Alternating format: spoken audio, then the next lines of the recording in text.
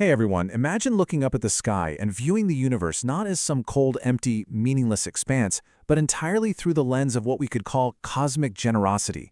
It's a pretty wild thought, right?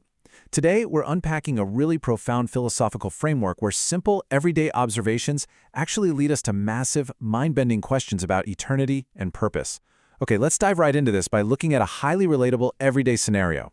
Section 1. The Bill and the Cosmic Lamp, the Micro to Macro Perspective.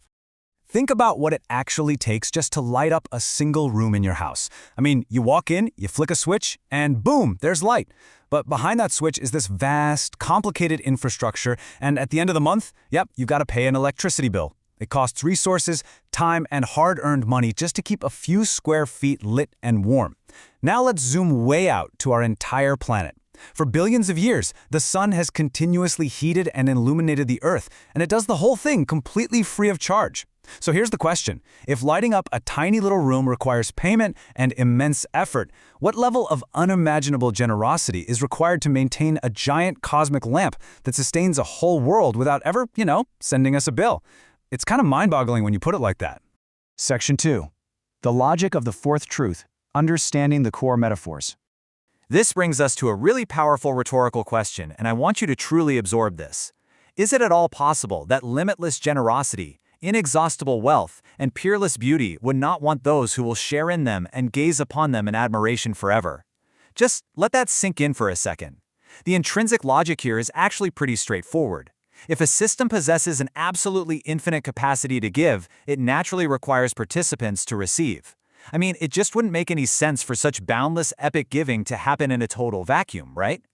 This illustrates some brilliantly structured logic. We aren't just looking at dry biological or geological facts here. It's more like a beautifully orchestrated, constantly renewing feast. Think about it like this. The sun and the moon, they act as these giant cosmic lamps illuminating a massive grand hall. The Earth itself? That's a huge table laid out with all sorts of provisions. And the trees? Well, they act as the dishes, constantly serving up fresh fruit and just renewing themselves season after season. Every single element out there is assigned a highly functional role in this grand, incredibly generous banquet. Section 3.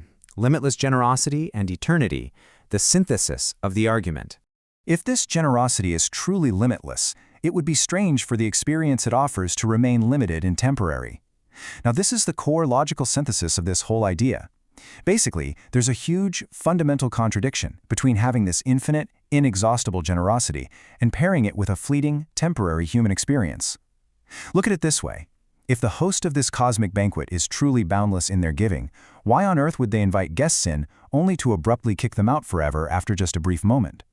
Logically speaking, this worldly table we're sitting at right now, it isn't the final destination.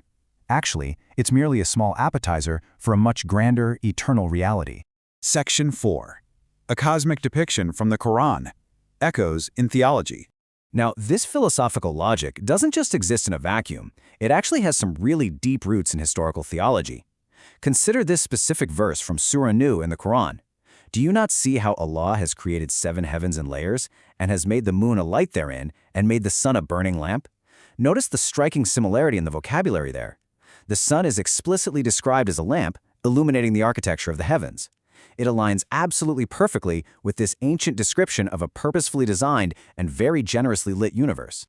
So, we've zoomed all the way out from that annoying electricity bill in your living room, right to the mechanics of absolute eternity. But let's bring this immense scale right back down to you for a second. When you consider that the sun gives you light without expecting anything, literally nothing in return, how does that actually make you feel? The very next time you step outside and feel the warmth of the sun on your face, I want you to remember the sheer scale of that energy, just freely given. Does it change how you see the world? I'll leave you to reflect on your own personal connection to this incredible cosmic generosity. Thanks so much for joining me on this explainer, and hey, keep questioning the universe around you.